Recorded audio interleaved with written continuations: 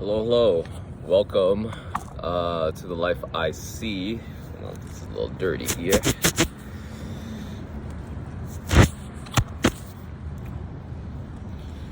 But yeah, today is April 30th, 2024. It's a Tuesday. I just had my first, not second, this is my second therapy session with Maggie V. And it's right behind me, this building right here. There's my car, my black Lexus. And yeah, I woke up early, booked the session, and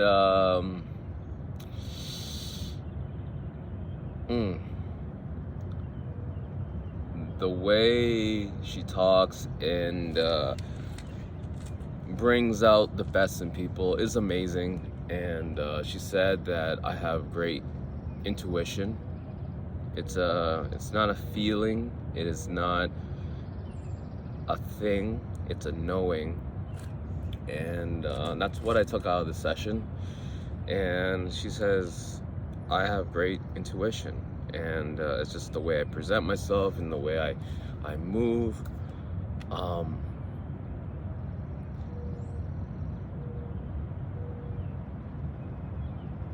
And I guess I knew this answer for a while, that I am a photographer and I should really focus and go into photography and really do these portrait shoots and connect with people and connect with nature and go out and explore. Oh, the sun came right on time.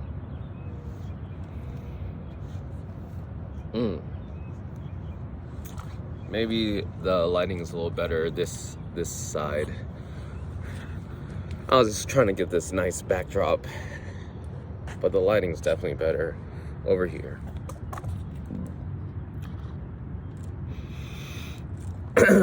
Yeah.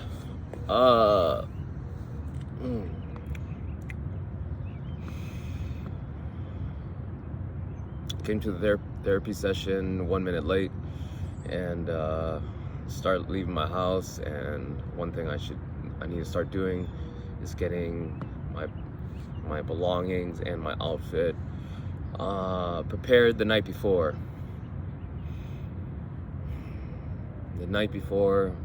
So I can be on time and not be in a rush. Oh my God. Oh, the sun just,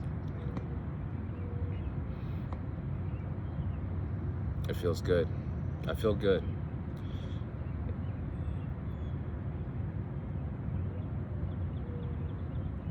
Meg is an amazing therapist. I'm glad I was able to cross paths with her, and I shared the story about talking to Gene. I talked to Gene. He's a 92-year-old man who went to the Air Force. He was in the Air Force for 8 years, and or 4 on and 4 off, inactive, or I don't know all the details about the military stuff, but it's 4 and 4. And told me his life story in a matter of 10 to 15 minutes. And went to the Air Force, worked at IBM for 25 years, retired there, took a couple years off, and went on a retirement and started his business at the age of 68. And he said it was one of his best decisions he made in life. And he told me, I have some notes here. I always take notes. And these are some of the things he says. When you're working with an employer or being a CEO and taking care of your people, one, appreciate them, and always ask them what they need, not how they do it. What you need and not how you do it. Don't micromanage. Discover people's strengths. Allow them to do what they do and get out of their way. He said that over and over. Get out of their way. Let them be. Use their strengths. Measure their work. It's their numbers. Well, they get done. If they do it well, allow them to. He had 13 employees. He made $272K per year. Treat your employees out. Show them that you appreciate them. Learn from the area you live. So wherever you live, every area is different. It's a different teaching. Apply your skills. Research what people need. The public is your market. He told me he can't wait to read me in the newspaper. And Maggie told me this in our session, that it's rooted. I'm rooted to become this, to be a photographer. I actually had the photography idea a little bit after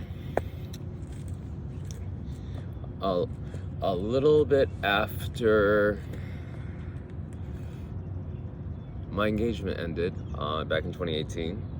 It's already been almost 19, 20, 21, 22, 23, 24, 6 years. 6 years. And I told my brother and my potential Ty, he was perhaps going to be my future brother-in-law, that when I become a wedding photographer, when that moment happens, I can say, fuck you, I am a photographer, because both of them said I wasn't able to do it. And I can, because then I have the skills. And Maggie said, showcase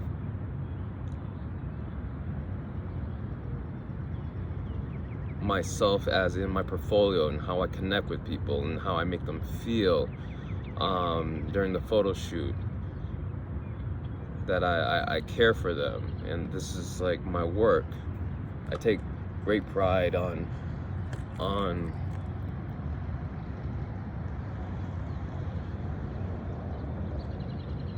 saving the moment and showing their growth.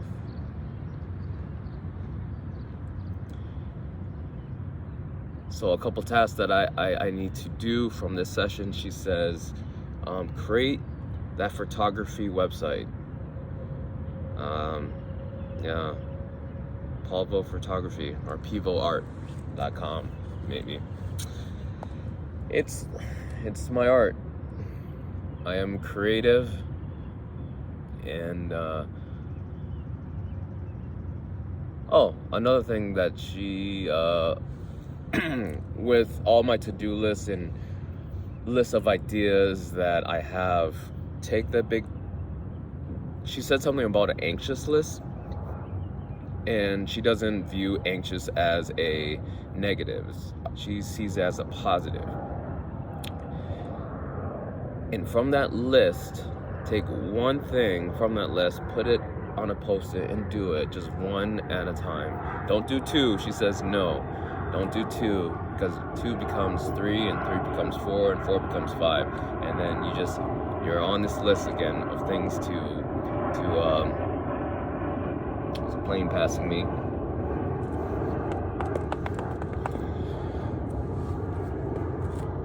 Yeah, so she says, just take one thing from the list, put it on a post-it, because she's like, to see it visually and get it done, you accomplished it. Yeah, talked about my pursuit on this photography, really dial in, focus on it, and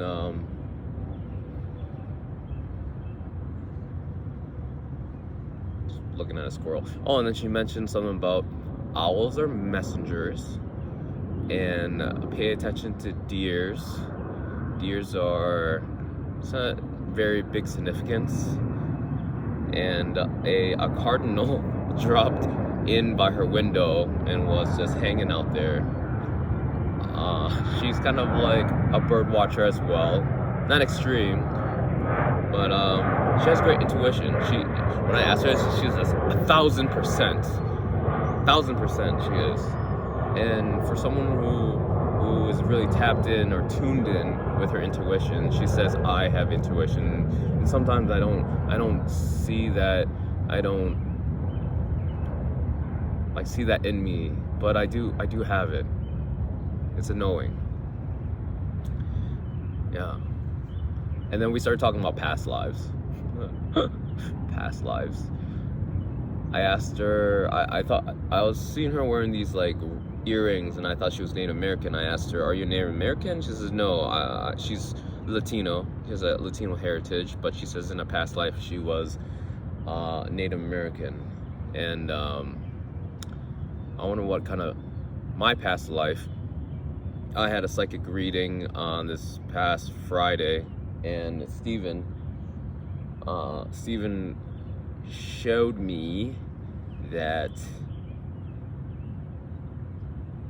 one of my ancestors wearing a straw hat in Vietnam or somewhere, was married and had a family and stuck around, but he knew how great the world is and how big it is, and he wanted to explore, but he never had the opportunity. So to live his life, his dreams, goes through me, and I must go and see more, because this is the life I see.